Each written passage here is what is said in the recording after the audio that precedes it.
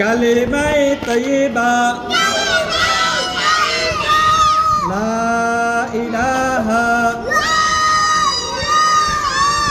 ইল্লাল্লাহু মুহাম্মাদুর রাসূলুল্লাহ। কালিমায়ে তয়্যিবার অর্থ আল্লাহ তাআলা ব্যতীত ইবাদতের উপযুক্ত আর কোনো মাবুদ নাই। হযরত মুহাম্মদ মুস্তাফা সাল্লাল্লাহু আলাইহি ওয়াসাল্লাম